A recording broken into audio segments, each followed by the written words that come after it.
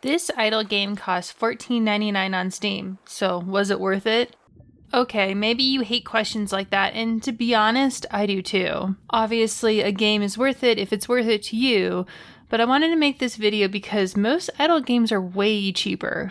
If you look at your Steam page, you can get an idle game for pretty much next to nothing. And the really cool ones like Rusty's Retirement are maybe $7 and offer really awesome graphics and a ton of things you can build, and they're just nice feeling games. In my opinion, the best idle games have incremental progress and something to click on when you need a break from whatever you're working on. Then the idle game needs to smoothly transition into being in the background so it doesn't distract you. So if it's a fishing game like Cast and Chill, it should have a boat, a lure, and fishing rod upgrades. It should have the ability to set your boat into different waters, and it should have some fish that are rare that you can only get if you've been playing for a while. But most importantly, this game better let you fish. Luckily, Cast and Chill does just that. If you want to manually fish until your boat's full and then go back to dock to cash it in, you can do that. The fishing mechanic itself is super easy. You cast your line and reel the fish in. Some fish will pull the line too hard and you'll lose them, so it's one of those fishing mechanics where you don't want the line to snap from being too tight. But it's nothing overly difficult or very hard to figure out. It's extremely intuitive. After all, the point is to play while listening to a podcast or in between work sprints. For example, I had the game running while I was writing the script for this video. In between writing some words down, it was really nice to just jump into the fishing boat and reel in a couple fish so that I could get my brain jogging again and start writing. It was also nice just looking at the game while I was thinking. And I believe this is truly where the value of the game comes into play. This game is gorgeous, and it's like having a slice of nature on your desktop. The music isn't overly persistent or loud, and you can really relax with the sound of water and birds in the background. And it's not just that, things do change depending on where you drop your fishing boat and at what time. If idle games never interested you because the graphics are usually very simple, this one might be for you. Forget just idle games, this is one of the most gorgeous games I've ever purchased, and there's so much detail that went into not just the pixel art, but the animations of you, your dog, and the fish. The water shines and mirrors the sky above you, the little dog wags his tail, and if you're lucky, you might see some wildlife enjoying the day like you are.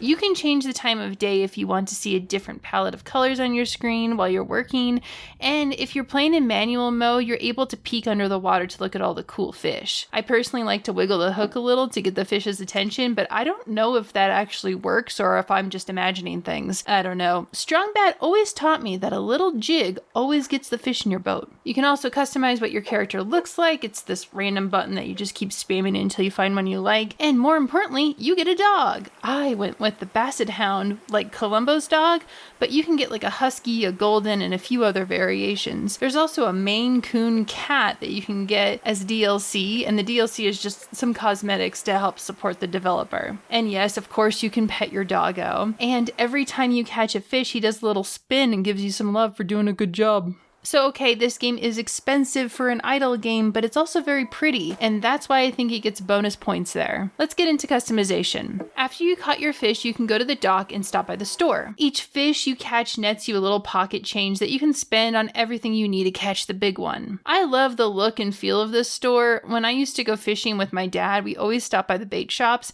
and they always look like this. Like I said earlier, you can upgrade your fishing rod as well as buy new ones. You can get new shiny boats that allow you to go other places, and you collect lures that will help you finish your fish collection. There's also challenges to catch the big one, to give you incentive to upgrade your gear and win the competition. This game only lets you customize the lures, not the bait, which I think is a missed opportunity. Since the lures are specific to species of fish, why not have the baits give you a couple different buffs, like you catch fish faster on idle mode or something like that? I will say that sometimes this game can get a little laggy, and I read through the reviews and I saw one user said that it took him only 8 hours to complete this game, completely, all of the upgrades, everything. But it seemed like maybe he wasn't using the idle function as much. I say that because I've noticed that when I have the game on idle, my character is more likely to lose a fish than if I was playing myself. I also think if you're using this game primarily as an interactive screensaver, I don't think completely filling out the fish log is going to to keep you from playing it more. The developers will be adding more things to the game, including character customization, better fish AI,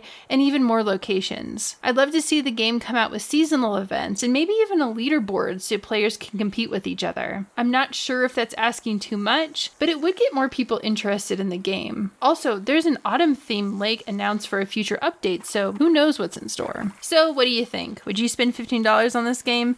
Let me know in the comments and make sure to subscribe for weird little indie games.